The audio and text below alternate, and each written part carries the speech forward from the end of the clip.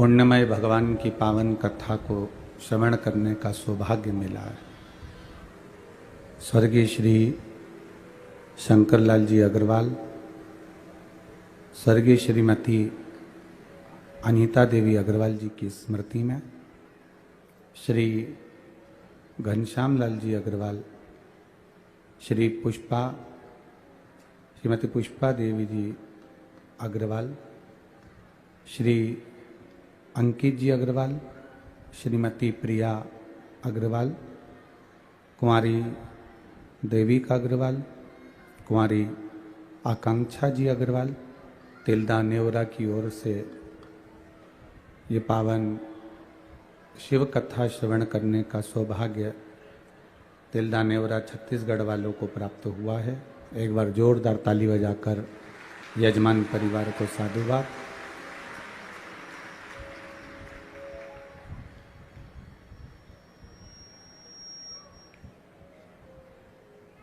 शिव की कृपा, करुणा, उदारता पूरी रात्रि से पानी की जलवृष्टि तिलदा नेवरा के इस संपूर्ण क्षेत्र में हो रही है और सुबह से ही फिर वापिस पानी गिरना प्रारंभ हुआ।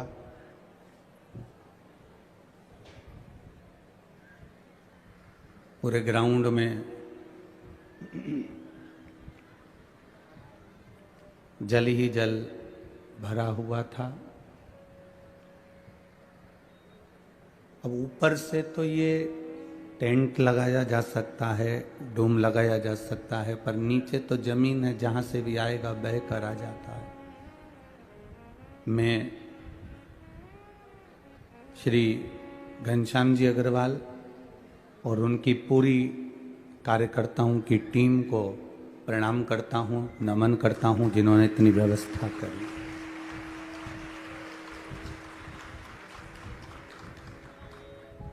कथा मंडप में विराजमान सभी संत, साधु, ब्राह्मण जन, गुरुजन के पावन चरणों को दंडवत प्रणाम करते हैं।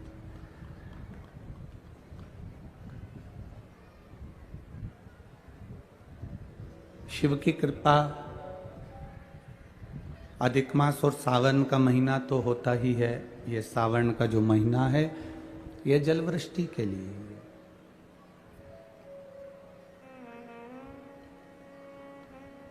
फिर भी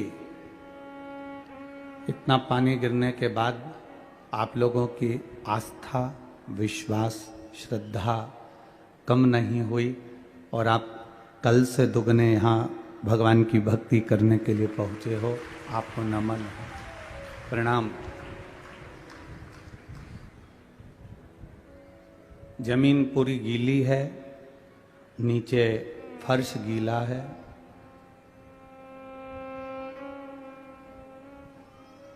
जितने भी श्रोता भाई बहन कथा को सुनने के लिए अगर आ रहे हैं तो हम उनसे इतना ही कहेंगे, अपने साथ में छाता बिछाने का एक पॉलीथीन पन्नी झोला में लेके चलना, और ज़्यादा गीले हो जाओ तो एक आध जोड़ कपड़ा भी झोला में धर के लेकर चलना। और तो और ज़्यादा जलवृष्टि हो तो अपने घर से सुनना। एक विश्वास है शिव महापुराण की कथा। शंकर भगवान का चरित्र ही विश्वास का चरित्र है। जिस दिन आपके भीतर अगर शिव जी के प्रति भाव जागृत ना हो, भरोसा जागृत ना हो, विश्वास जागृत ना हो, तो आप शिव महापुराण में जाना आपका निष्फल है। आपका विश्वास अगर जागृत हो गया है, आपका भरोसा पक्का है भगवान के प्रति कि तारेगा भी महादेव और मारेगा भी महादेव, डूबने नहीं देगा मेरा महादेव। अगर तुम्हारा भरोसा पक्का है, तुम्हारी विश्वास दृढ़ता पक्की है, तो ये मान कर चलिए कि बाबा आपको डूबने तो नहीं देगा, हाथ पकड़कर खींचकर बाहर जरूर कर देगा। हम उसके चरणों के प्रति दृढ़ हो जाए, हम उसके चरणारविंद के प्रति एक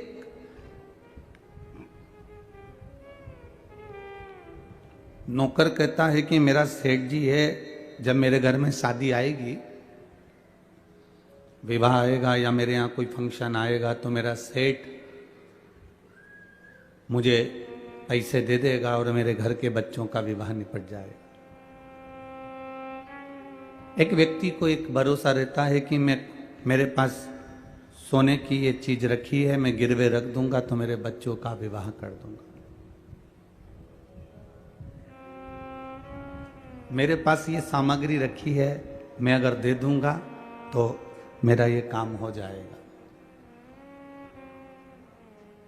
शिव महापुराण की कथा कहती है, शिव जी को आपसे ना बेलपत्र चाहिए, ना चावल का दाना चाहिए। शंकर भगवान को आपसे कुछ भी नहीं चाहिए। शिव जी तो कहते हैं कि मैं भी भगवान के नाम में डूबा रहता हूं, तुम भी परमात्मा के नाम में डूबे रहो, मैं तुम्हारा सब कार्य कर कर चले जाऊंगा। अब आश्रित हो जाओ उसके, आप भगवान के भरोसे पर जीना प्रारंभ तो करो। हम दुनिया के भरोसे पर जीते हैं, पर परमात्मा के भरोसे पर नहीं जी पाते। हम उसके आश्रित नहीं हो पाते। कभी कभी हमारा पुण्य भी हो सकता है मरते समय तक पाप में बदल जाए। एक बार भगवान कृष्ण से रुक्मणी जी ने प्रश्न किया। भगवान कृष्ण से रुक्मणी जी ने पूछा, प्रभु आप एक बात बताइए, भीष्म पितामह आपका इतना भजन करते हैं, गुरु द्रोणाचार्य इतना भगवान की भक्ति करते हैं, इन दोनों ने कितना पुण्य कमाया है? राजा कर्ण कितना दान करता है, उसने कितना पुण्य कमाया है?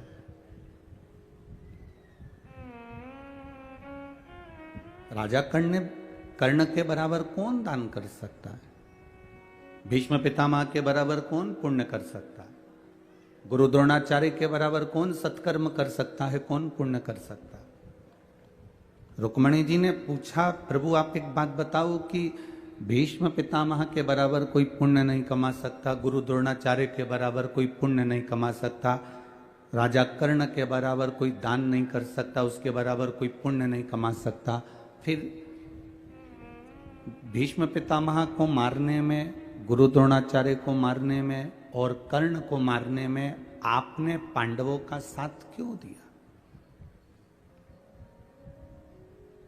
भीष्म पितामह ने जब इतना पुण्य कमाया था तो आपको उसके मरने में साथ नहीं देना था। गुरु द्रोणाचार्य के पास में इतना पुण्य था तो उसके मरने में आपको साथ नहीं देना था।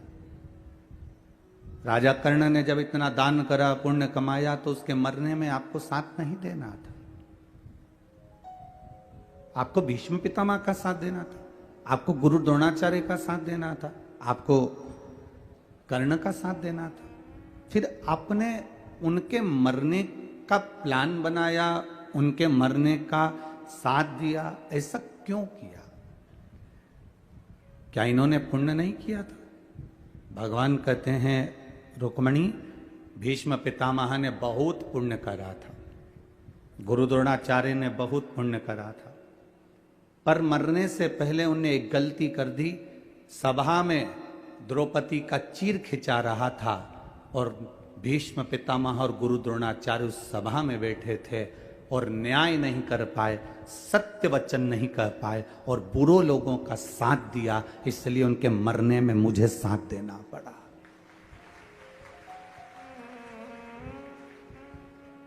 इतना पुण्य करने वालों के पुण्य भी कभी कभी समाप्त हो जाते हैं। इतना पुण्य करने वालों का पुण्य भी कहीं जगह पर समाप्त हो जाता है। सुनो रुक्मणी, राजा कर्ण ने जिंदगी में बहुत दान करा, खूब लोगों को दान दिया, पर उसके मरने में मैंने साथ इसलिए दिया क्योंकि अभिमन्यु के जब प्राण छूट रहे थे, पास में पानी भरा हुआ एक खड्डे में पड़ा हुआ था। अभिमन्यु ने मरते मरते राजा कर्ण से कहा था कि मैं मर रहा हूं, आपने मुझे बाणों से छेदित कर दिया है, पर मुझे प्यास बहुत लग रही है, थोड़ा सा पानी तो पिला दो। मरते मरते अभिमन्यु ने राजा कर्ण के सामने हाथ पसार कर जल पीने को मांगा, पर राजा कर्ण ने एक बूंद जल नहीं दिया। इसलिए भगवान कृष्ण कहते हैं कि खड्डे में भरे हुए पानी को अभिमन्यु को राजा कर्ण नहीं पिला पाया था, इसलिए उसी खड्डे में भरे हुए पानी में उसका रथ फंसा और उसके मरने में साथ मुझे देना पड़ा, क्योंकि उसने जिंदगी में पुण्य करा हो, पर कोई मर रहा है और प्यासा मर रहा है, उसको पानी तो पिला देना था, भले वो अपने कर्म से मरता रहता। कभी कभी हमारा पुण्य भी समाप्त हो जाता है। हमारे कर्म करे हुए, हमने अच्छा कर्म करा है, हम कथा सुन रहे हैं, हमने लोगों को भोजन कराया, भंडारा करा, कोई अच्छा काम किया, सत्कर्म करा, भक्ति करी, भजन किया, कीर्तन किया, मंत्र जाप किया, स्मरण किया, पर हमारा करा हुआ पुण्य भी कभी कभी समाप्त हो जाता। हम कई बार जहां कथा करने जाते हैं, वहां पर जो यजमान परिवार होते हैं, कथा करवाते हैं, तो हम उनको कहते भी हैं बड़े भाव से कथा का रस तत्व ग्रहण करना, और जितने भी भक्त आए ये समझना कि भक्त नहीं है, स्वयं मेरे शंकर भगवान के गण कथा सुनने के लिए पहुंचे हैं। इनका आदर करिए, इनका सम्मान करिए, आदर करिए।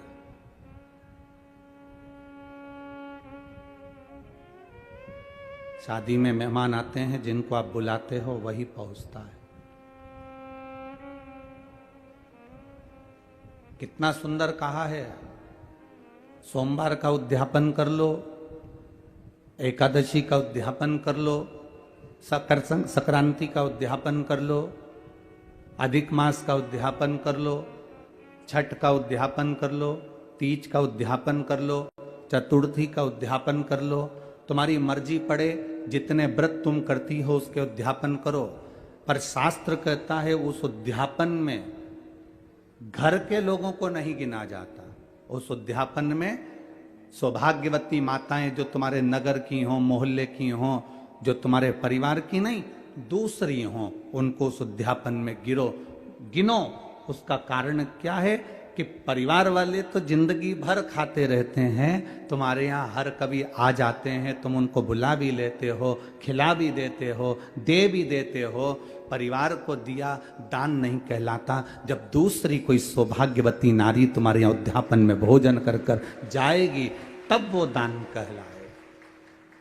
परिवार में से गिनना है तो बहन बेटी को गिन लो, परिवार में से गिनना है तो भांजी को गिन लो, परिवार में से गिनना है तो कोई भतीजी को गिन लो। पर हमने, हमारी 4 जेठानी है, चारों को हमने उद्यापन में गिन लिया। हमारी 5 देवरानी है, हमने 5 को उद्यापन में गिन लिया। हमारे काका जी की जो लड़कियां हैं, हमारी जेठानी आदि का जो भी उनकी बहुएं हैं, हमने उनको भी उद्यापन में गिन लिया। ये उद्यापन नहीं लगता। उद्यापन हम जब दूसरे को देते हैं, कई लोग कहते हैं हमने बेटी का विवाह करा तो उसको साड़ी दी तो हमारा दान लगना चाहिए, बेटी की शादी होने के बाद हम बेटी को कुछ दे रहे हैं तो दान लगना चाहिए, हमने बेटी को अंगूठी बनवा कर दी तो हमने दान कर दिया, हमने बेटी को वस्त्र दिया तो दान कर दिया। कौन सी पुराण में लिखा है कि बेटी को आप कुछ देते हो तो दान कहलाता है? शिव महापुराण की कथा कहती है बेटी कभी तुमसे दान नहीं लेती, बेटी तुम्हारे घर में आती है तो अपना हक लेकर जाती है, हिस्सा लेकर जाती है, दान कभी लेकर नहीं जाती। बेटी को एक साड़ी देकर तुम ये एहसान मत मानना कि तुमने एक साड़ी दे दी तो हमने बेटी को दान दे दिया। एक आध दिन काले कोट वाले भैया को लेके आ गई ना, अगर एक दिन आ गई ना काले कोट वाले को लेके, फाइल माइल सब लेके, उस दिन फिर तुम जी जी जी जी करते रहोगे। एक साड़ी देकर कभी एहसान मत मानो कि हमने बेटी को कुछ दे दिया, हमने बेटी को कुछ प्रदान कर दिया, हमने दान दे दिया। बेटी कभी दान नहीं लेती, बेटी तो खुद दान में जाती है।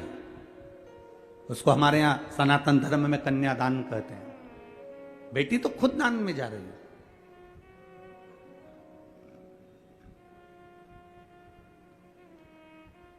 हमने बेटी को ये सामान दे दिया, दान कर दिया। शिव महापुराण कहती है ना ना ना, अब दूसरे को दिया गया दान है, दूसरे को प्रदान किया गया पुण्य है। अपने का क्यों नहीं लगता?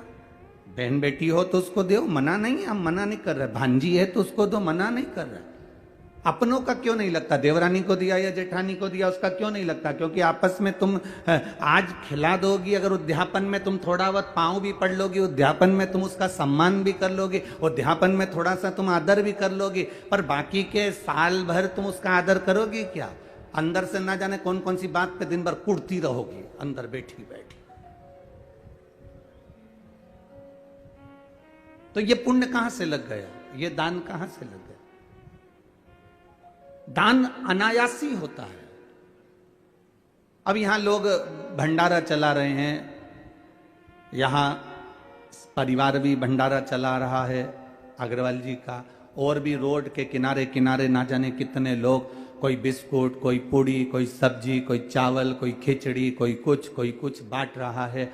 अब इतने लोग यहाँ आए हैं तो क्या उनके रिश्तेदार आए हैं क्या? नहीं, अनायासी आया है। कोई ये पहचानते नहीं है तो भी यहाँ पहुँच गया है, और उसका उन्होंने आदर किया है, सम्मान किया है, सत्कार किया है। और वो सत्कार का फल ये मिलेगा कि वो खुद 3 महीने में अंदाजा लगा कर बैठ जाएंगे कि हमने दूसरे को खिलाया तो बाबा ने हमको दिया कितना है। ये उसके ऊपर आधार।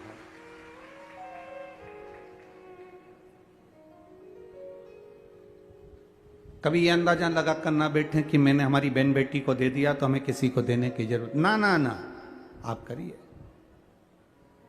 हमारा पुण्य भी कभी कभी समाप्ति पर आ जाता है। भीष्म पितामह ने जिंदगी में इतना पुण्य करा, पर रुक्मणी जी से भगवान कृष्ण ने कहा, एक स्त्री का वस्त्र खिंचा रहा था, द्रौपदी का चीर खिंचा रहा था, उस समय पर उसको बोलना था। भीष्म पितामह को उस समय पर बोलना चाहिए था। गुरु द्रोणाचार्य को उस समय पर बोलना चाहिए था। गुरु द्रोणाचार्य को उस समय पर कहना चाहिए था जब वस्त्र खिंचा रहा था, उस समय पर बोलना चाहिए, ए दुर्योधन, ए दुशासन, तुम ये गलत कर रहे हो। एक स्त्री का चीर खिंचा रहा। हमने पहले भी कथा में कहा, लोग कहते हैं सीता जी के कारण रामायण हो गई और द्रौपदी के कारण महाभारत हो गई। दुनिया के लोग ये शब्द कहना बंद कर दें कि द्रौपदी के कारण महाभारत हो गई और सीता जी के कारण रामायण हो गई। याद रखना, ये सीता और द्रौपदी के कारण महाभारत और रामायण नहीं हुई है, यह नारी का सम्मान नहीं कर पाए इसलिए महाभारत और रामायण हुई है। अगर नारी का सम्मान कर लेते, नारी का सम्मान के शब्द नारी के लिए कह देते, भीष्म पितामह एक बार मुख से कह देते रे, ए दुशासन छोड़ द्रौपदी को, तो क्या दुशासन नहीं छोड़ता? क्या दुशासन नहीं बोलता? अगर एक बार सम्मान का शब्द संबोधन कर देते, भीष्म पितामह एक बार कह देते कि तुम द्रौपदी को छोड़ दो, वृद्ध के नाते अगर कह देते तो वो छोड़ देते, छोड़ देते। एक बार अगर गुरु द्रोणाचार्य ज्ञान की मुद्रा में रखकर बोल देते तो वो छोड़ देते, पर नहीं बोले।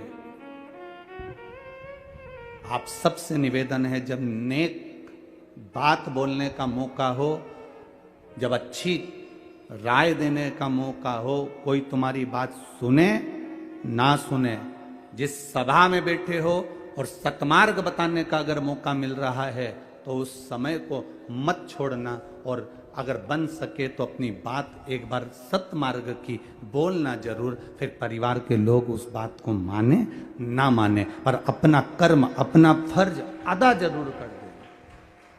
अपने फर्ज से अपन को मुख नहीं मोड़ना, हमें अपना फर्ज अदा कर देना चाहिए, हमें अपनी बातों को सम्मुख में रख देना चाहिए। हमें अपनी बातों को संसार सागर के सामने रख देना चाहिए, क्योंकि हमारे पद की एक गरिमा है।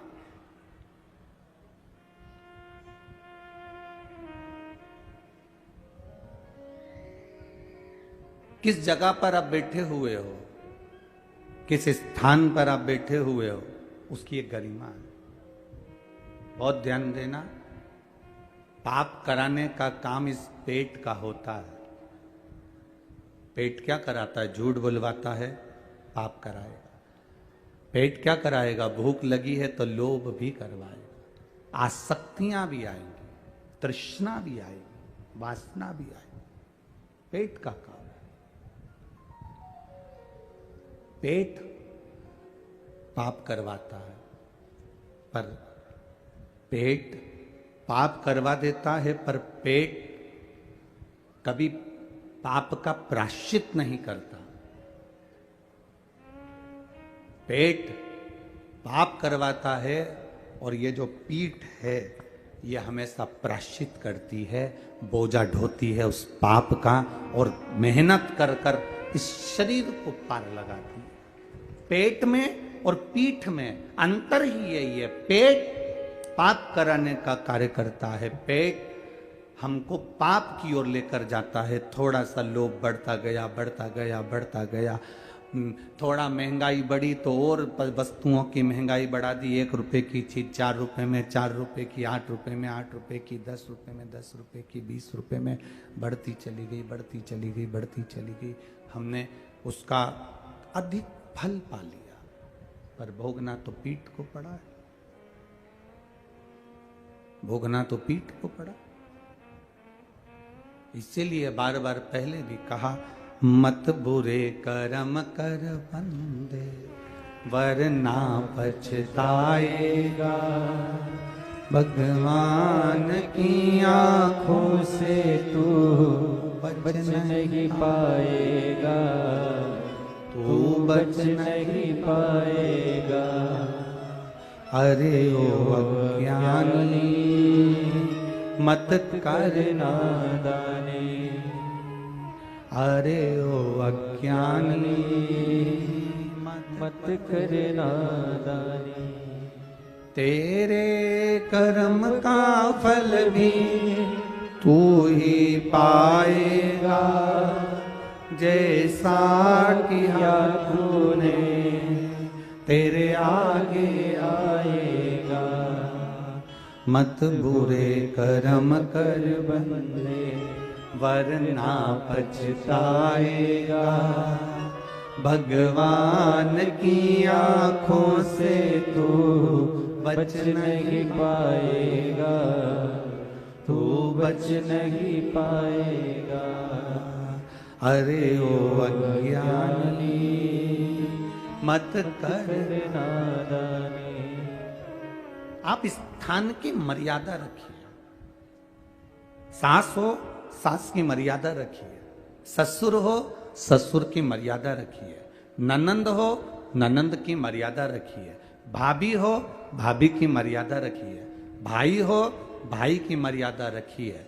भीष्म पितामह अगर अपनी मर्यादा रख लेते, और उस जगह पर भीष्म पितामह थे, घर के सबसे बयो, सबसे वृद्ध, सबसे बड़े, अगर एक बार उठकर कह देते दुशासन चीर छोड़ बहू का, द्रौपदी के चीर को हाथ मत लगा लेना दुशासन, और द्रौपदी से कह देते बेटी आओ यहां बैठो, बैठ जाओ, अपनी गांधारी सास के पास जाकर बैठ जाओ, रोमती उसके पास जाकर बैठो, तो दुशासन और दुर्योधन की हिम्मत नहीं होती कि वो चीर खींच लेते। पर मर्यादा हट गई।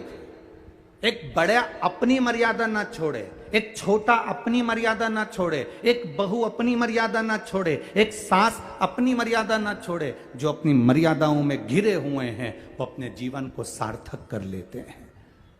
ड्राइवर की सीट पर किसी को गाड़ी चलाना नहीं आती, बस का ड्राइवर बस लेकर आया, चाय पीने के लिए नीचे उतर गया, उसकी सीट पे कोई दूसरा चढ़कर बैठ गया, किसी को नहीं मालूम कि ये ड्राइवर है कि नहीं। कोई वहां से निकल कर जा रहा था और उसने कह दिया ड्राइवर साहब रायपुर तक जाएगी क्या बस? अब तुम्हें तो मालूम था कि बस जाएगी। हाँ साहब जाएगी। दूसरा आया ड्राइवर साहब ये बस रायपुर तक जाएगी क्या? हाँ साहब जाएगी। अब तुम ड्राइवर हो क्या? जम के तो बोलो। नहीं हो ना। ड्राइवर की सीट पर जो बैठा है वो ड्राइवर नहीं है, पर वो चाय पीने ड्राइवर गया और ये उसकी सीट पर बैठ गया तो लोगों को क्या मालूम कि ये ड्राइवर है कि नहीं, परंतु सब ने कहा ड्राइवर साहब, ड्राइवर साहब, ड्राइवर साहब, ड्राइवर साहब। सब गाड़ी में बैठ गए। मालूम पड़ा जब ये तो ड्राइवर था ही नहीं, ये तो नीचे उतर गया। ड्राइवर चाय पी के आया, गाड़ी में बैठा, ड्राइवर की सीट पर बैठा और उसने गाड़ी चलाना प्रारंभ करी। अर्थात ड्राइवर की सीट पर जो बैठा वो ड्राइवर कहला गया। ड्राइवर की सीट पर जो बैठा लोगों ने उसको ड्राइवर कह दिया। जो रोज रोज मंदिर में जाकर बैठता है, रोज रोज सत्संग में जाकर बैठता है, रोज रोज भगवान की कथा में जाकर बैठता है, उसको लोग कुछ भी कहते हो, पर धीरे धीरे लोग कहने लगते हैं ये तो कहीं का भक्त है रे, 24 घंटे मंदिर में पड़ा रहता है, 24 घंटे भगवान की भक्ति में रमा रहता है, 24 घंटे इसके पास कोई काम नहीं है। जहां भजन होता है वहां जाकर बैठ जाती है, जहां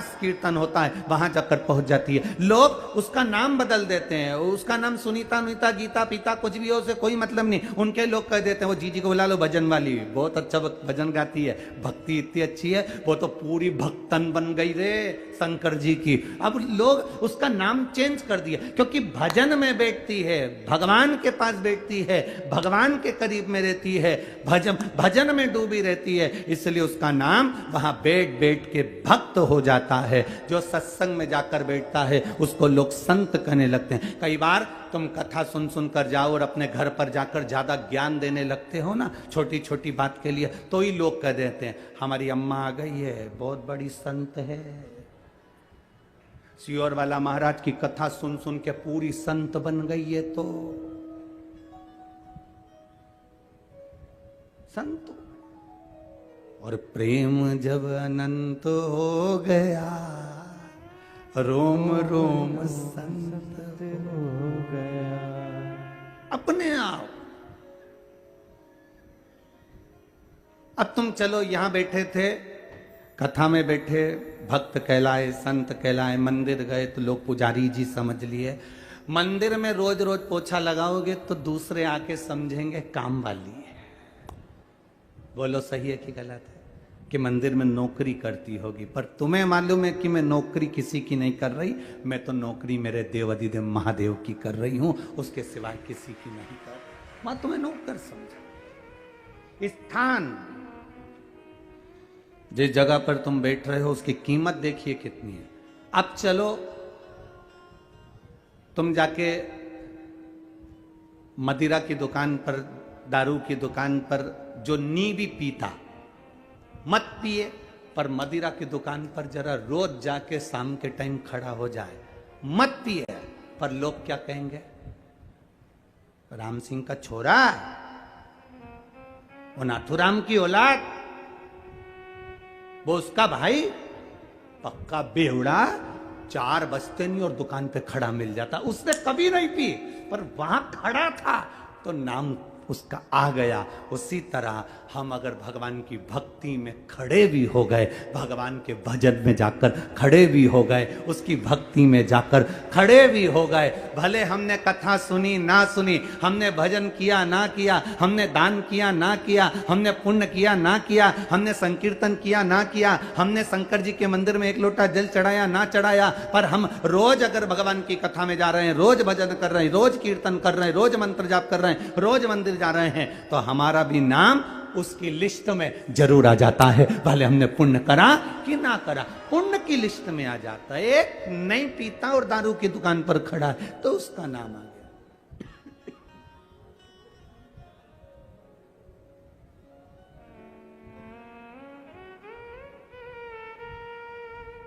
आप रोज भजन करेंगे, भजन में आपका नाम आ गया। कल कथा चल रही थी नंदनार की, बधुआ मजदूर है, और ऐसा बधुआ मजदूर जिसका सेठ 4 घंटे छुट्टी देता था और 20 घंटे काम कराता था। बधुआ मजदूर है, बधुआ मजदूर। इतना काम कराता था कि कभी छुट्टी नहीं देता था। एक दिन उस नंद नार के हृदय में एक बात आ गई और उसको 25 किलोमीटर दूर जो तिरुंगपुर मंदिर है, तिरुपुंगुर के उस शिव जी के मंदिर में दर्शन करने जाना है। उसने अपने सेठ जी से कहा, सेठ जी मुझे तिरुपुंगुर जाकर महादेव का दर्शन करना है। सेठ जी ने कहा, कभी तेरे घर में तेरी माता जी मर जाती है, कभी तेरे घर में तेरे पिताजी मर जाते हैं, कभी तेरे घर में शादी आ जाती है, कभी तेरे घर में काम आ जाता है, कभी तेरे घर में फंक्शन आ जाता है। जब देखो जब छुट्टी मारकर चला जाता है, कोई छुट्टी नहीं मिलेगी। काम करो, शंकर जी के पास जाने की जरूरत नहीं है। तुम शिव जी के मंदिर चले जाओगे तो क्या शंकर जी तुम्हारा काम कर लेंगे? चलो काम करो अपने। नंदनार सेठ जी के घर में बधुआ मजदूर था। बधुआ मजदूर का मतलब है कि बिक चुका था, बिक गया।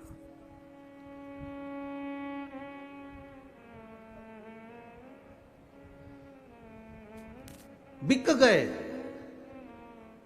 और कल आपको कथा में कहा था, बिकना ही है ना तो संसार के लोगों के हाथ में मत बिकना। अगर बिकना है तो मेरे महादेव के चरणों में जाकर बिक जाना, बिक लो। मेरे बाबा तेरी नौकरी सबसे बढ़िया है, सबसे तेरे दरवाजे की चाकरी सबसे बढ़िया है, सबसे खरी। जब से तेरा गुलाम हो गया, तब से मेरा भी नाम हो गया। जब से तेरा गुलाम हो गया, तब से मेरा भी नाम हो गया। वरना वो काट क्या थी मेरी, सबसे बढ़िया है, सबसे खरी। भोले बाबा तेरी नौकरी सबसे बढ़िया है, सबसे खरी। बिकना है। अगर आपको लग रहा है कि अब मैं, कई लोग कह देते हम बहुत तकलीफ में हैं इसलिए अब हमने सोच लिया कि अब हम बस अंतिम समय जी रहे हैं। गुरु जी, बहुत जिंदगी कष्ट में हो गई, तकलीफ में हो गई, बहुत कष्ट की जिंदगी। अब हमारे को जीने की आस नहीं है। एक माँ, अभी अलवर की कथा की बात है। अलवर में राजस्थान में जब कथा थी तो एक माँ आई और उसने कहा, गुरु जी अब मेरा 3rd स्टेज का कैंसर हो गया है और मेरे को चेस्ट का कैंसर है, स्तन कैंसर है, 3rd स्टेज पर है। डॉक्टर ने जवाब दे दिया है, कीमो पूरे हो गए हैं, पर डॉक्टर कह रहा है कि कीमो होने के बाद वापस कैंसर उपज गया। सिर के पूरे बाल उस महिला के कीमो के कारण चले गए। अब उसने पूछा, हम लोग अधिक मास सावन के महीने में अनुष्ठान ज़्यादा रहते हैं, पूजन ज़्यादा रहती है, तो 3-4 दिन तो हम किसी से मिलते नहीं, यजमान परिवार से भी नहीं मिलते। ये नियम है हमारा। 4 दिन के बाद चाहे यजमान परिवार हो, पत्रकार बंधु हो, जब तक अधिक मास सावन में थोड़ा हम भी अपनी पूजन पाठ करते हैं तो नहीं मिलना होता।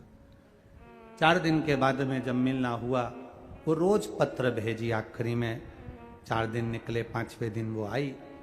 अब आप बताइए, मेरा 3rd स्टेज का कैंसर, और कैंसर वापिस उपज गया। कीमो चल रहे हैं, पट्टा बांधी थी सिर पे, कपड़ा, बाल नहीं थे, भुकुटियों के बाल भी उड़ गए थे। अब मेरे लिए आज्ञा कर दो,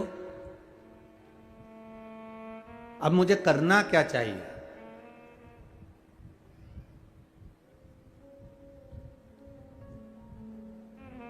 क्या करूं मैं? हमने कहा कुछ मत करो, डॉक्टर जो दवाई दे वो खाओ, और अब खुद को, अपने आप को, अब परिवार वालों का मत समझो, अब अपने आप को महादेव को समर्पित हो जाओ कि अब तू जैसा रखेगा रख ले। उसका आचमन, 1 लोटा जल चढ़ाना, आचमन करना। कहा गुरुजी शरीर, मेरे बच्चे मुझे यहां तक लेकर आ गए, अब ये शरीर ऐसा हो गया कि चल भी नहीं सकते,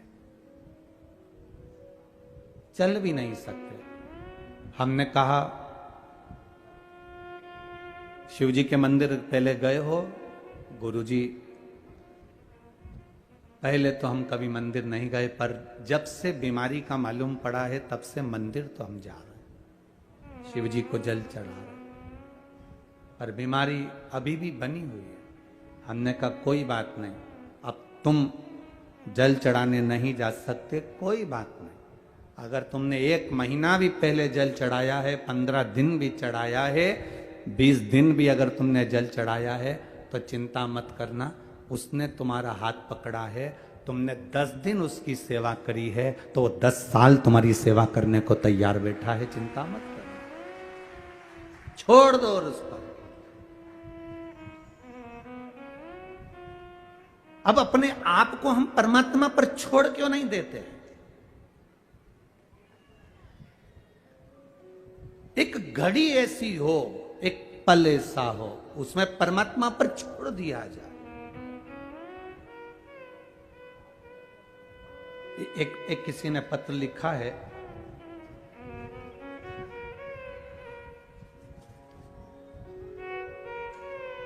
राज यादव, रायनगर, कन्हान, जिला नागपुर, महाराष्ट्र। कहीं बैठे हो तो हाथ हिला सकते हैं। राज यादव दिख गए क्या? कहीं बैठे हैं? जहां बैठे हैं उधर दिख गए? हाँ ठीक है, हाथ हिला दो। राज यादव, राज यादव, रायनगर, कन्हान, जिला नागपुर, महाराष्ट्र। पिन नंबर ये है, फोन नंबर ये है। गुरुजी, मेरा परिवार पूरा शिव जी की आराधना करते हैं, माता पिता सभी लोग शंकर की आराधना में डूबे रहते हैं। एक कोल इंडिया की गवर्नमेंट जॉब होती है गुरुजी, जो कि बड़ी संघर्षपूर्ण जॉब है और बड़ी कठिनता से मिलती है। शुरू से मेरी इच्छा रही है कि इस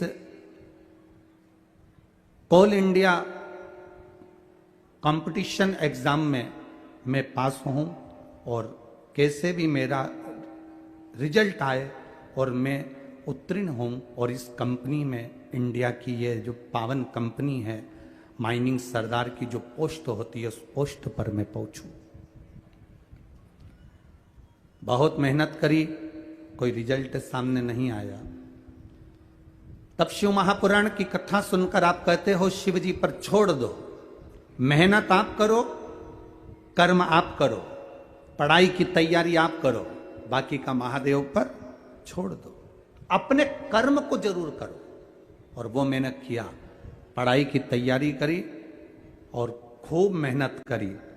तब मैंने 27 अप्रैल को आपके कहे अनुसार बाबा देवाधिदेव महादेव को बेलपत्र में शहद लगाकर बाबा की कृपा से 14 मई को एग्जाम दिया, जिस एग्जाम में कई लोग बैठते हैं पर रिजल्ट सबका शून्य आता है, और बाबा की कृपा से ऑल इंडिया रैंक 33 मेरा आया, और बाबा की कृपा से मैं माइनिंग सरदार के पद पर नियुक्त हो गया। मैं बाबा को यहाँ प्रणाम करने के लिए आया हूँ, यही शिव कृपा।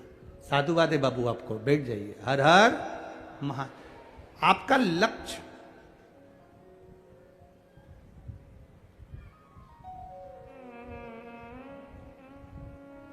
जब आप अपना संपूर्ण जीवन परमात्मा की ओर छोड़ देते हो, जब आपका संपूर्ण जीवन भगवान को दे देते हो, फिर आपको नहीं सोचना पड़ता।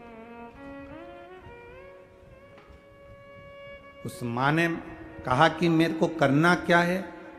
हम कह दें कि तुम एक काम करो कि घर में रहो, वो कहती अब मैं करूं क्या, मैं जा नहीं सकती, मैं मंदिर जा नहीं पाती, इस अवस्था में 3rd स्टेज के कैंसर में पलंग पर पड़ी रहती हूं, उठ नहीं पाती, मैं करूं क्या।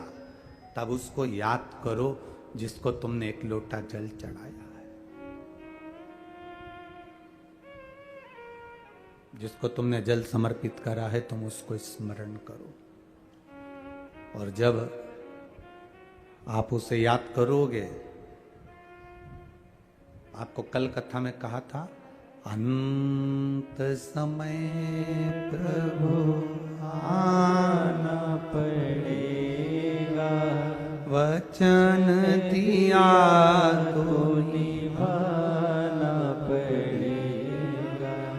आए ना आए प्रभु कुटुंब कबीला, अंत समय प्रभु आना पड़ेगा। आज इस कथा को, इस बहन की कैंसर की कथा को इसलिए लिया क्योंकि आज सवेरे उस बहन का घर से मैसेज आया कि हमारी माता जी की तबीयत कम से कम 75% ठीक हो गई है।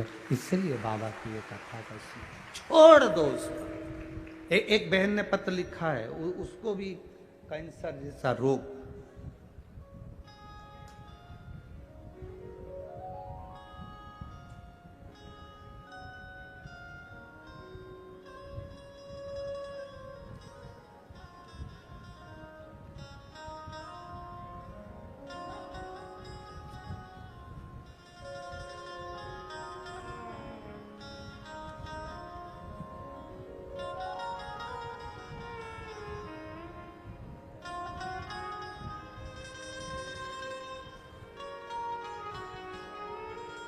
मीना यादव,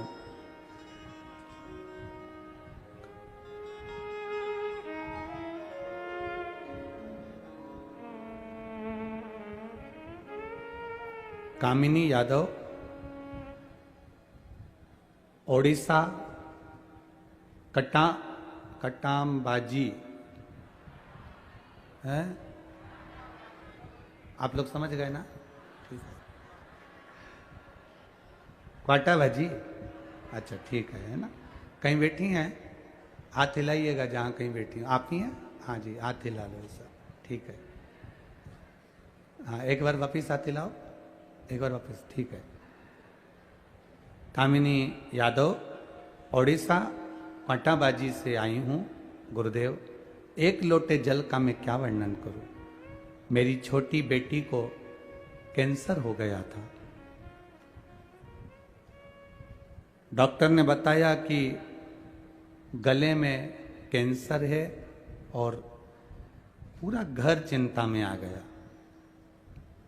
रायपुर में उसका इलाज हुआ, संजीवनी हॉस्पिटल में इलाज करवाया। कैंसर में कोई आराम नहीं लगा। तब किसी ने कहा कि सियोर वाला महाराज दोपहर में कथा करता है, टीवी पर आती है, जरा सुनो, उसमें कुछ ना कुछ बताएगा। उस दिन कथा में कुछ नहीं बताया, बस सारी समस्या का हल एक लोटा जल बताया। हमने वो जल चढ़ाना प्रारंभ करा, दवाई चलती रही। डॉक्टर ने कहा गले का कैंसर है, ये रहेगा। गुरुदेव, आपने कथा में कह दिया कि भगवान के भरोसे रहो, ना घर के भरोसे ना परिवार। अब हमने सोच लिया, हमारी छोटी बेटी को हमने हमारा नहीं माना और शिव जी के भरोसे कर दिया। बाबा की कृपा का हम क्या गुणगान करे गुरुदेव। जल चढ़ाते बेटी को देते, बेलपत्र लाते बेटी को देते, जिस गले से कुछ ना उतरता वो जल बाबा का उतरता। और बाबा की कृपा से आज मेरी बेटी ठीक है, इसलिए मैं बाबा को नमन करने के लिए आऊं। आराम है उसको? हाँ जी, हाथ हिला दो एक बार, हर हर महादेव। ये करुणा बैठिए, ये उदारता,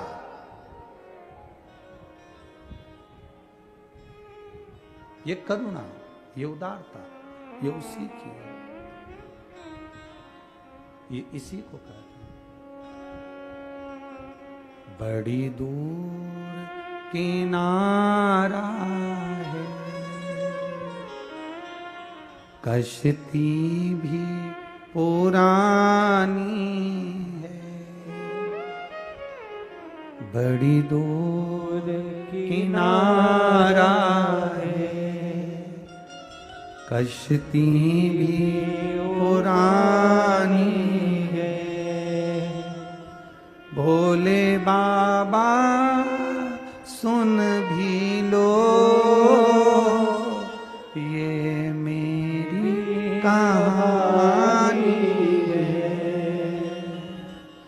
बड़ी दूर किनारा है, कश्ती भी पुरानी है। भोले बाबा सुन भी लो, ये मेरी कहानी है। ये शरीर, ये सब कुछ परमात्मा पर सौंप।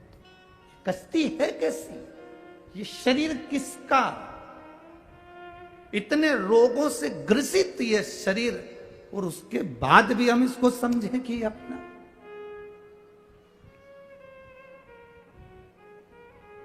बड़ा रोग आने पर समझ लेना कि ज्यादा जल वृष्टि होती है तो नदी उफान पर आती है, उफान पर आती है तो खतरे के निशान तक पहुंच जाती है। बोलो सही है कि गलत है? खतरे का एक निशान होता है, नदी जब उफान पर आती है तो खतरे के निशान तक पहुंच जाती है।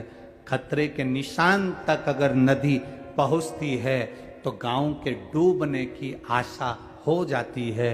इसलिए नदी खतरे के निशान तक आए तो मकान को जल्दी खाली कर कर गांव को खाली करवा दिया जाता है।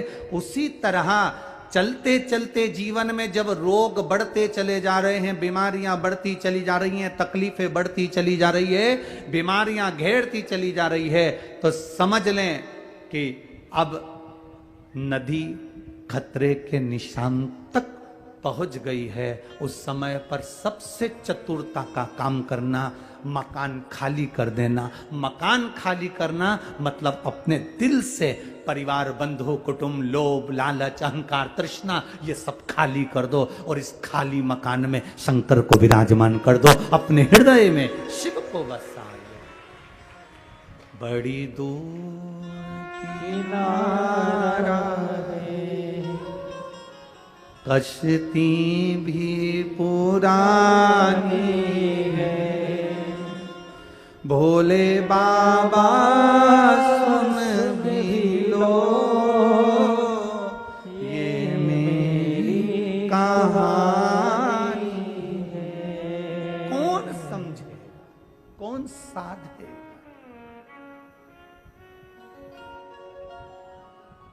खतरे के निशान के करीब में नदी आ गई, गांव खाली करवाया जाता, प्रशासन मुस्तैद हो जाता। गांव को खाली करवाओ, पानी भर जाएगा। खतरे के निशान पर नदी पहुंच गई। जब हमारा शरीर भी रोगों से भर जाए, ग्रसित हो जाए, डॉक्टर भी कह दे कि अब हमारे हाथ में कुछ भी नहीं है, कुछ भी नहीं,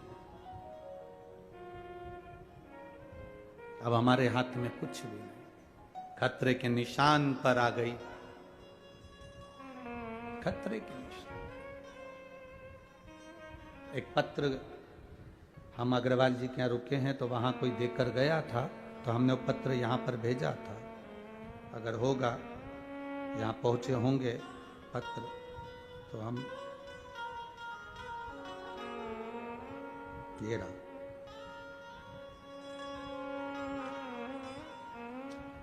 खतरे के निशान पर देखिए, श्रीमती कुमारी देवांगन, पति श्री जीवन रमन देवांगन, बेटा सोनू देवांगन, नगर खरोरा। ठीक है, मोबाइल नंबर ये। कहीं बैठे हैं, कहीं बैठे हो तो हाथ हिला सकते हैं अगर कहीं बैठे हो। श्रीमती कुमारी देवांगन, पति श्री जीवराम देवांगन, बेटा सोनू देवांगन, नगर खरोरा। मोबाइल नंबर ये है, कहीं बैठे हो तो हाथ हिला सकते हैं। महाराज जी, मैं तिल्दा से लगे खरोरा की रहने वाली हूं। आज तक मैं सुनती थी कि शंकर की कथा सुनने वाले को कांटा भी नहीं लगता है। ये मैंने केवल सुना था, आज तक मैंने ये कभी देखा नहीं था। लोग कहते हैं शिव महापुराण की कथा में एक बार दिल तो लगाओ, बाबा उसका नजारा जरूर दिखाता है। बस सुनती थी, ऐसा सुना था, पर कभी मैंने टीवी पर भी नहीं देखा। लोगों के कहने पर मैंने 2 महीने पहले शिव जी की कथा टीवी पर सुनना प्रारंभ करी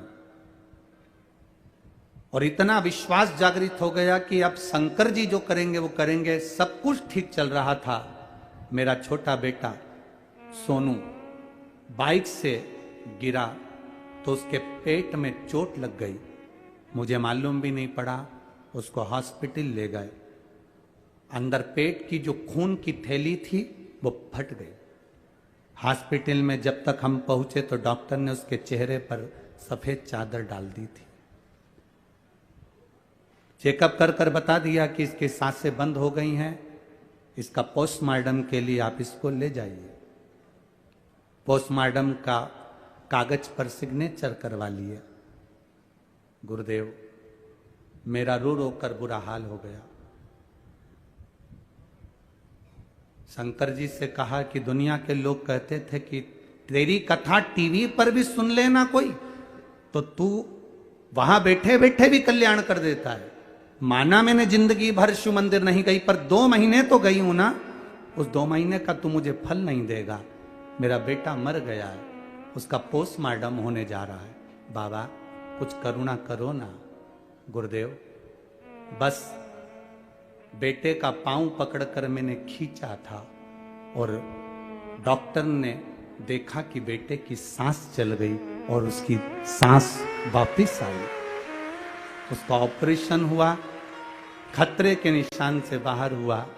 22 दिन हॉस्पिटल में रहा और आज मेरा बेटा मेरे घर में आया और मेरा बेटा आज पंडाल में भी आया है। मैं नमन करने, ये शिव तत्व है, औघड़ी।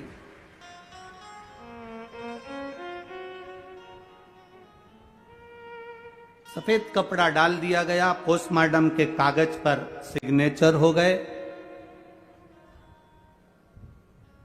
पोस्टमार्टम की तैयारी हो गई। खतरे के निशान पर नदी पहुंच गई। खतरे के निशान। गांव खाली कर दीजिए। सरकार कहती है आसपास के गांव खाली करवा दो। हम कहते हैं जब बहुत विषम परिस्थिति में पड़ गए, डॉक्टर अपना काम करे। आपने अगर जिंदगी में टीवी पर, मोबाइल पर, पंडाल में कहीं बैठकर भी शिव महापुराण की कथा सुनी है और 1 लोटा जल देवादिदेव महादेव को चढ़ा रहे हो, तुम्हारा वो चढ़ाया जल कब काम आएगा तुम भी नहीं समझ पाओगे। किस जगह पर काम आ जाएगा वो, किस स्थान पर। बड़ी दूर किनारा है, कश्ती भी पुरानी है, भोले बाबा सुन भी लो ये मेरी कहानी है। कहानी है। ये शरीर ना जाने कितने रोगों से ग्रसित है, कितनी तकलीफों में फंसा हुआ है। हम उसके आश्रित क्यों ना हो।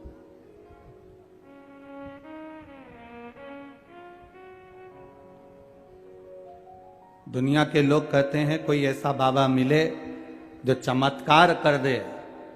हमारे पास में वो नहीं है कि हम चमत्कार कर दें, पर इतना जरूर जानते हैं कि भोले का अगर नाम लिया है तो वो सब कुछ कर सकता है।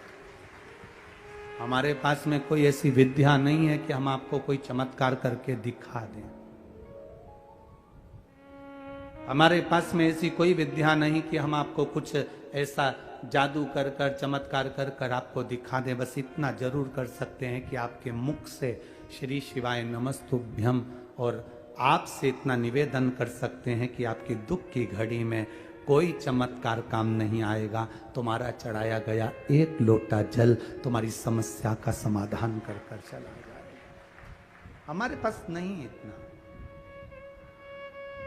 बोल बम का नारा है बाबा एक साथ। हमारे पास में नहीं है, कुछ भी नहीं, कुछ नहीं।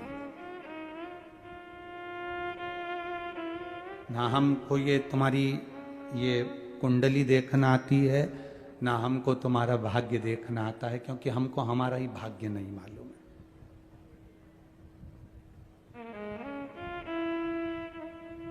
हमको ही नहीं मालूम कि सवेरे हमको भोजन में गिलकी की सब्जी आएगी कि लौकी की आएगी। तो हम तुम्हारे से क्या वर्णन करें। हमको ही नहीं मालूम कि हम क्या भोजन करेंगे, हम किसका भाग्य देंगे। एक कदम बाद जिंदगी में कौन सा मोड़ आ जाएगा ये किसको मालूम, किसी को नहीं मालूम। भजन से, भगवान की अविरल भक्ति से सब कुछ हो सकता है, सब कुछ।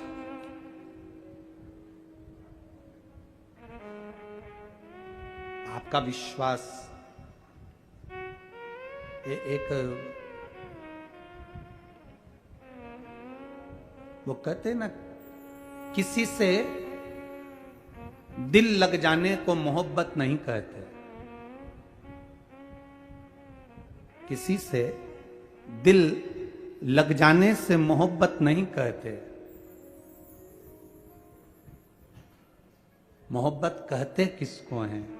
किसी के बिना दिल ना लगे उसी को मोहब्बत कहा जाता है। मेरे शिव के बिना, जिस दिन तुम रोज मंदिर जा रहे हो, रोज भगवान का गुणगान कर रहे हो, रोज शिव महापुराण की कथा श्रवण कर रहे हो, रोज भगवान की भक्ति कर रहे हो, एक दिन टीवी पर कथा ना आए, अचानक लाइट चली जाए, मोबाइल का नेटवर्क चला जाए और तुम कथा सुन रहे थे और इतने में नेटवर्क चले गया, इतने में लाइट चली गई, इतने में तुम कथा पानी गिर गया और तुमको विघ्न आ गया और तुम कथा ना सुन पाए। बस तुम्हारी जो बेचैनी है, तुम्हारे अंदर की जो बेचैनी है कथा सुनने की, तुम्हारे अंदर की जो बेचैनी है मंदिर जाने की, आज ना जाने मेरे घर में मेहमान आ गए, ये हो गया वो हो गया, मंदिर नहीं जा पाई, बार बार बेचैनी हो रही है, मंदिर नहीं जा पाई, कथा में नहीं जा पाई, आज टीवी पर कथा आई, इतनी काम में उलझ गई कि मैं 2 बजे कथा ना सुन पाई। ये अंदर की जो बेचैनी है, ये जो अंदर की बेचैनी हमारे अंदर जागृत हो रही है महाराज, यही किसी से दिल लगा लेना मोहब्बत नहीं है। किसी के बिना दिल ना लग पाना, इसी को मोहब्बत कहते हैं। बेचैनी हो रही है, बस अब बेचैनी इतनी, कथा नहीं सुन पाई, आज मैं कथा नहीं सुन पाई, आज मैं मंदिर नहीं जा पाई, आज मैं भगवान को जल ना चढ़ा पाई, अपने आप को कोस रही है, आज मैं पहुंची क्यों नहीं। बस तुझसे मिलने के लिए तेरी कसम एक मुलाकात जरूरी है। रोज प्रतिदिन जिसके दरवाजे जाती हूं, रोज प्रतिदिन जिससे मैं मिलने जाती हूं, रोज प्रतिदिन जिसका मैं भजन करती हूं, उस परमात्मा का आज मुझे दीदार क्यों नहीं हुआ। आज मैं शिव के मंदिर जाकर एक लोटा जल क्यों ना चढ़ा पाई, आज मैं कथा में क्यों ना पहुंच पाई, आज मैंने टीवी क्यों ना चालू कर पाई, आज मेरा नेटवर्क क्यों खत्म हो गया, आज मेरा बैलेंस कैसे खत्म हो गया, मैं भगवान की कथा क्यों नहीं सुन पा रही हूं, आज कारण क्या है। बस ये बेचैनी तुम्हारी नहीं है। तुम्हें लगता है कि मैं भगवान के लिए इतना तड़प रही हूं, ये बेचैनी तुम्हारी नहीं है। वो परमात्मा तुम्हारे लिए तड़पता है तो अंदर से तड़पन उत्पन्न होती है।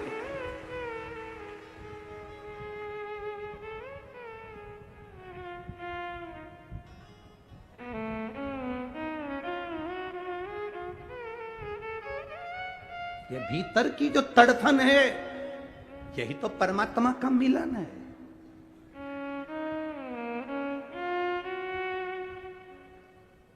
उद्धव जी ने गोपियों से पूछा था, क्यों गोपियों तुम रोती हो भगवान कृष्ण के लिए? एक जगह कहीं प्रवचन चल रहा था, उसमें महाराज जी कथा में कह रहे थे, गोपियां भगवान के वियोग में खूब रोई, खूब रोई, खूब रोई। श्रीमद् वल्लभाचार्य जी ने सुबोधनी श्रीमद् भागवत में वर्णन किया। श्रीमद् वल्लभाचार्य जी ने सुबोधनी श्रीमद् भागवत में वर्णन करा कि उद्धव जी भगवान का संदेश लेकर जब ब्रज में पहुंचे तो उन्होंने गोपियों से पूछा, क्या तुम भगवान की याद में रोती हो? गोपियां मुस्कुरा कर कहती हैं, नहीं, हम रोते नहीं हैं।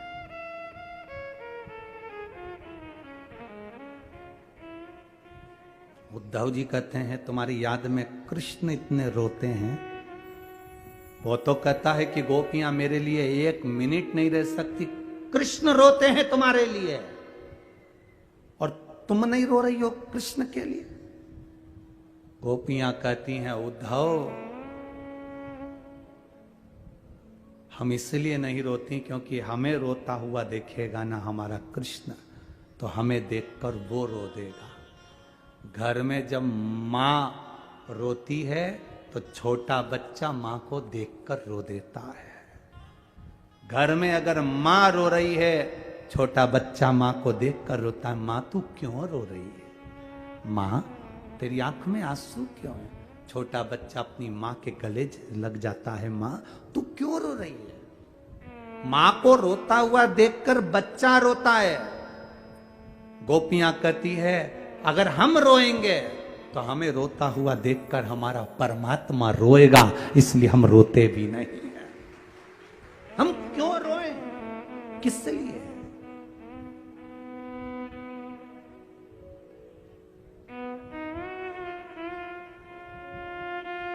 जो असल में है मस्ती में डूबे,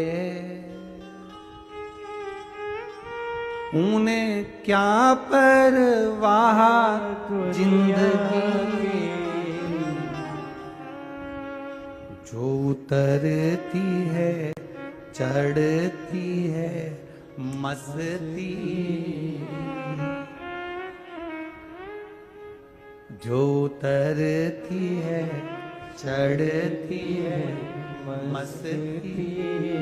सावन का महीना आया, तिलक लगा लिया। सावन का महीना आया, लोटा लेके मंदिर पहुंच गए। सावन का महीना आया, रुद्राक्ष की माला पहन ली। सावन का महीना आया तो हर हर महादेव कह लिया। बाकी के समय पर जैसे थे वैसे ही दिख रहा है। ये तो उतरती है चढ़ती है मस्ती, वो हकीकत में मस्ती नहीं है। इसको मस्ती कहेंगे, इसको अलमस्तता कहेंगे, इसको भक्ति कहेंगे। 4 दिन तिलक लगा लिया, 5वें दिन जैसे कि जैसे ही, 2 दिन श्री शिवाय नमस्तुभ्यम बोल लिया, बाकी के समय वैसे की वैसे ही हो। 8 दिन मंदिर चले गए, 10वें दिन वापिस वैसे की वैसे हो। इसको मस्ती कहेंगे। जो उतरती है चढ़ती है मस्ती, वो हकीकत में मस्ती नहीं है। प्रेम वालों ने कब वक्त पूछा, अपने काम की चीज आई है। लोग पूछते हैं शंकर जी के मंदिर जाने का समय क्या है? हम कहते हैं मरने का समय क्या है? मरने का समय क्या है आप बता दो। आप कह देना भगवान से, सुबह नहीं मरूंगी, 9 बजे के बाद आना। काय को मरू मैं? मुझे नहीं मरना। भगवान मान जाएगा? अरे बोलो तो जम के, नहीं मानेगा। मरने का कोई समय नहीं होता तो महादेव के पास जाने का भी कोई समय नहीं होता, कोई समय।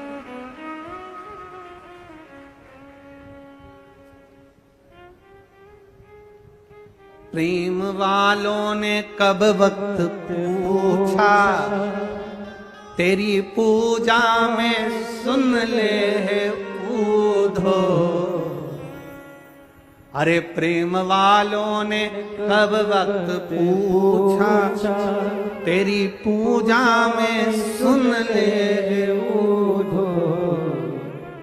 यहाँ दम दम में होती है पूजा, सर झुकाने की फुर्सत नहीं है। यहाँ तो हर पल, हर घड़ी, हर क्षण, हर श्वास में मुझे शिव नजर आता है। भोजन बना रही हूँ, श्री शिवाय नमस्तुभ्यम। खाना खा रही हूँ, श्री शिवाय नमस्तुभ्यम। मोबाइल पर भी आजकल हेलो हाय बंद कर दिया, कोई फोन उठाता है श्री शिवाय नमस्तुभ्यम कहते हैं। कहीं जा रहे हैं, श्री शिवाय नमस्तुभ्यम, ओम नमः शिवाय, पंचाक्षर मंत्र, जय राम जी की, जय श्री कृष्णा। ये हमारा तत्व हमारे भीतर जागृत हो गया। श्वास श्वास में, यहाँ दम दम में होती है पूजा, और सर झुकाने की फुर्सत नहीं है। कहाँ फुर्सत सिर झुकाने की, कहां फुर्सत?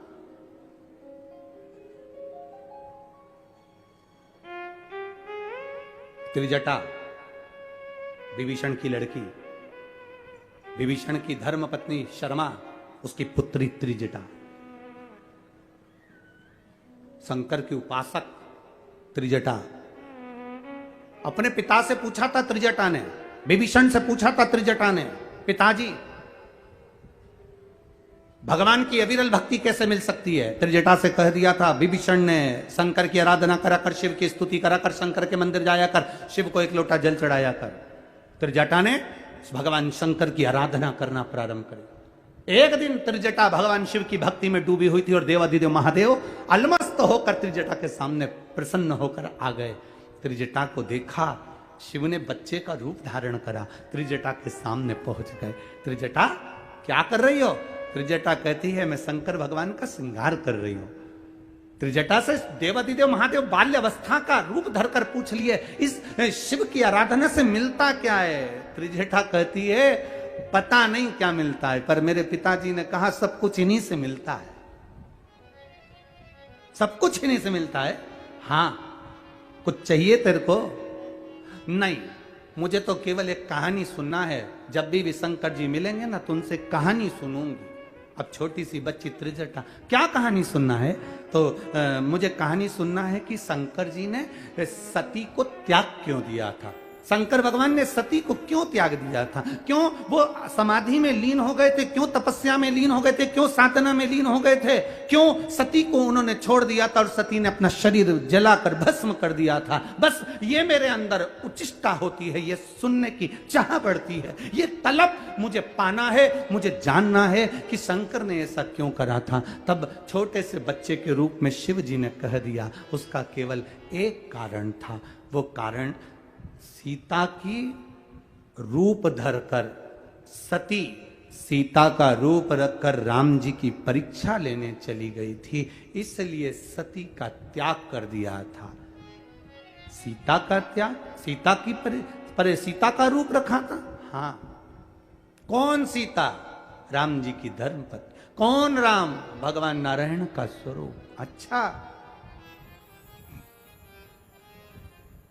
मेरी धर्म पत्नी सती जान नहीं पाई कि सीता कौन है, राम कौन है, परीक्षा में ली। अच्छा, परीक्षा में ली। हाँ, सुन ली कथा। हाँ, अब क्या चाहती है त्रिजटा? अब क्या चाहिए तुझको? त्रिजटा कहती है जिस सीता का रूप रखकर मां सती गई थी,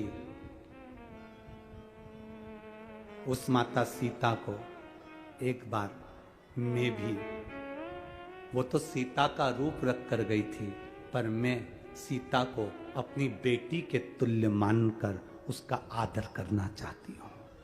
शिव जी ने कह दिया तेरी ये मनोकामना पूर्ण हो। सीता जी को रावण लेकर आया, अशोक वाटिका में रखा। सब राक्षस थे, त्रिजटा भी राक्षसी थी। जब सबसे बड़ा कार्यभार त्रिजटा को दिया गया था कि सीता को समझाओ, और त्रिजटा को जानकी जी हमेशा मां कहती थी, मां। त्रिजटा को जानकी जी हमेशा मां कहती थी। त्रिजटा की भाग्य की सराहना क्या करी जाए, जो त्रिजटा को शंकर भगवान बाल्य अवस्था में बालक का रूप रखकर दर्शन दिए थे, वो त्रिजटा एक दिन पहले सीता जी से कहती है, मुझे सपना आया था और सपना में मैंने देखा कि एक बानर आया, उसने पूरी लंका में आग लगा दी और उसने तुमको कुछ गिफ्ट दिया। ये त्रिजटा कह रही है, मेरे सपने में एक बानर दिखा था। ये आप लोग कथा में सुने होंगे, मुझे बानर दिखा था। आखिर त्रिजटा को ऐसा सपना कैसे आ सकता है? उसका कारण केवल एक है, सपने में बानर नहीं। बानर कौन था? हनुमान। हनुमान कौन था? शंकर। शंकर का एक स्वरूप।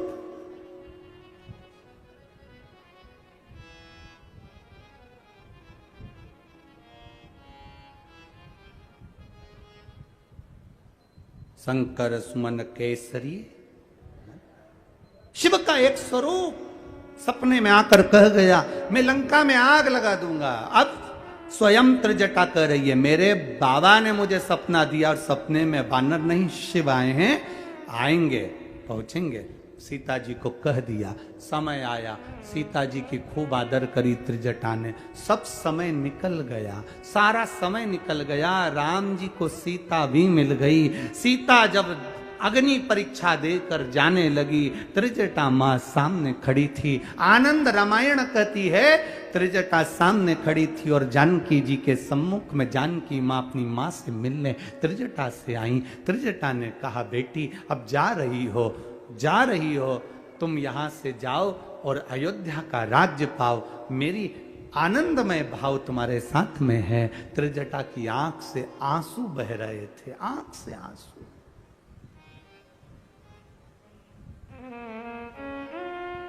सीता जी जाते जाते, मां जानकी जाते जाते राम जी से कहती हैं, प्रभु अपन जा रहे हैं। पूरी लंका में केवल एक त्रिजटा ऐसी थी जिसने मेरी सेवा करी थी। आप अगर त्रिजटा से कुछ कहें तो अच्छा है। राघव जी ने त्रिजटा जी के हाथ जोड़कर कहा, मां आप राक्षसी रही हो, राक्षस कुल में आपका जन्म हुआ है, आप यहां पर बड़ी हुई पड़ी, सब कुछ हुआ, पर आपने जानकी का साथ दिया मां। पर आपकी शिव भक्ति साधारण नहीं है मां। जिस दिन मेरा भोलेनाथ चाहेगा ना, आपको राक्षसी होकर भी आपको जनमानस में पूज्य बना देगा। कोई कितना भी नीच कर्म में पड़ा हुआ है, कोई बहुत खड्डे में डूबा हुआ है, कर्जे में डूबा हुआ है, बड़ी तकलीफों में पड़ा हुआ है, अगर वो शिव की आराधना करता है, गलत से गलत है, शंकर की आराधना में डूबा है, शंकर उनको उठाकर हाथ पकड़कर पूज्य बना देते हैं। वो देवादिदेव महादेव है, वो शिव है। औघड़ी त्रिकालदर्शी कैलाशी अविनाशी वो शंकर है। त्रिजटा ने उस दिन से नियम ले लिया, बस मैं शिव की आराधना करूंगी। नहीं मालूम त्रिजटा को कि श्रावण का महीना आ गया, नहीं ज्ञात था त्रिजटा को कि आज श्रावण के महीने में शिव की आराधना का 2 पात्र के जल की महत्वता थी। आज त्रिजटा ने अपने हाथ में जल लेकर शंकर भगवान की आराधना करना प्रारंभ करी। भूलवश श्रावण के महीने में त्रिजटा के हाथ से 2 कलश जल शंकर भगवान को चढ़ गए। शिव जी प्रसन्न होकर सामने प्रकट हो गए, तूने कावड़ चढ़ाई है मुझ पर, श्रावण का महीने की कावड़ की महत्वता का वर्णन शिव कर रहे हैं। ए त्रिजटा, भूलवश तेरे से 2 पात्र से जल मेरे ऊपर चढ़ गया। त्रिजटा, तुझे कुछ चाहिए? त्रिजटा कहती है, मृत्यु तो आना है, प्राण तो छूटना है, बस इतनी कृपा कर दो कि आपके चरणों का धाम मिल जाए। शंकर जी ने कहा, चिंता मत कर, जिस काशी में मैं रहता हूं उस काशी में त्रिजटा तू भी रहेगी, मैं तुझे वहां विराजमान करूंगा। जिस काशी विश्वनाथ के मंदिर में विश्वनाथ रहते हैं उससे थोड़ी दूरी पर साक्षी विनायक मेरा पुत्र गणेश रहते हैं।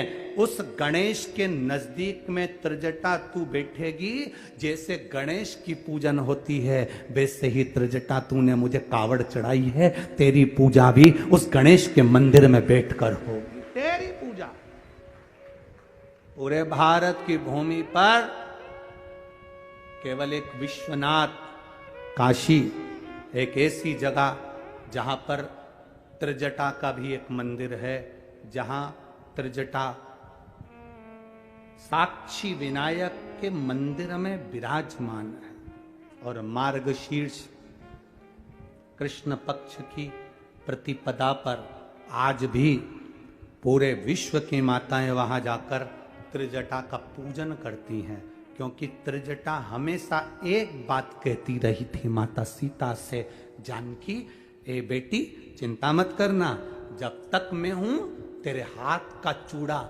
अमर रहेगा, मैं जब तक हूं तेरा सौभाग्य अमर रहेगा, मैं जब तक हूं तेरा पति नहीं जा सकता। युद्ध के मैदान में लंकाधिपति रावण के 10 सिर हो, लंकाधिपति रावण के पास कितनी भी सेना हो, पर मैं बैठी हूं जब तक अशोक वाटिका में, शंकर की उपासक मैं हूं, मैं बैठी हूं तब तक तेरे मांग के सिंदूर को पूछने नहीं दूंगी। जानकी जी को वर देती रही हैं। आज भी त्रिजटा वहां काशी में, आप कभी अगर काशी जाएं तो काशी विश्वनाथ मंदिर के नजदीक में ही आप पूछेंगे कि साक्षी विनायक का मंदिर कौन सा है। साक्षी विनायक के मंदिर में जाकर पंडित जी से कहना हमें त्रिजटा माता के मंदिर में दर्शन करा दो, वो आपको दर्शन करा देगा, क्योंकि वो सौभाग्य की देवी के रूप में पूजा गई, शिव की आराधना में लगी थी ना। ये दुनिया के लोग हंसते हैं कावड़ चढ़ाने से क्या होता है, दुनिया के लोग हंसते हैं एक लोटा जल चढ़ाने से क्या होता है। ये दुनिया के लोग पैदल चल चल के 100-100 किलोमीटर, 150-150 किलोमीटर, 250-250 किलोमीटर, 500-500 किलोमीटर जा रहे हैं। दुनिया के लोग अपना घर छोड़कर सावन के महीने में कावड़ चढ़ाने जा रहे हैं। अरे तुम्हें गौरव महसूस होना चाहिए, तुम्हें गौरव महसूस होना चाहिए। जिस त्रिजटा राक्षसी ने भी 2 लोटा जल चढ़ाकर काशी का निवास पाया और शंकर भगवान की प्रियता बनकर, भगवान शिव की आनंदित बनकर जगत में पूजा गई, वो त्रिजटा राक्षसी होकर उसकी लोग पूजन कर दिए। ये वो कावड़ का जल है जो संसार के लोगों को दलदल में से उठाकर परमात्मा की भक्ति प्रदान कर देता है।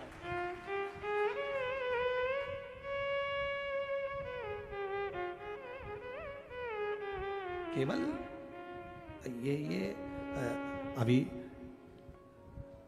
16 अगस्त को सीहोर की जो अमावस्या और अधिक मास की अमावस्या और ये सावन के मिलन की जो कावड़ है 16 अगस्त को सुबह 9 बजे सीहोर में, कोई हमने केवल एक दिखावे के लिए नहीं रखी है। ये बाबा का जो कावड़ सीवन नदी से सुबह 9 बजे भरा कर 11 किलोमीटर चलना है, सहजता नहीं है। लोग बोलते बोलते बोल बम का नारा है, बाबा एक सहारा है, चले जाएं, बाबा को चढ़ा देंगे। और एक निवेदन करूंगा, जितने लोग सीहोर पहुंचे उस कावड़ को भरने के लिए, उनसे कहूंगा आपके जितने विरोधी हों उनको भी लिखवा कर आना कि मैंने 16 अगस्त की कावड़ भरी है। उसके बाद साल भर में बाबा तुम्हारा भंडार नहीं भरता तो हमें जरूर बताना कि भरा कि नहीं भरा। ये कावड़ की मूलता है। आपका 2 कदम चला हुआ त्रिजटा का जीवन का आनंद सुख पाया त्रिजटा ने। एक नदी उफान पर रहती है तो आ जाता है कि ये खतरे के निशान पर है, खाली कर दो गांव को, बस इस मन को अहंकार से, वासना से, तृष्णा से, लोभ से, आसक्तियों से खाली कर दो, इसमें शिव को विराजमान करो।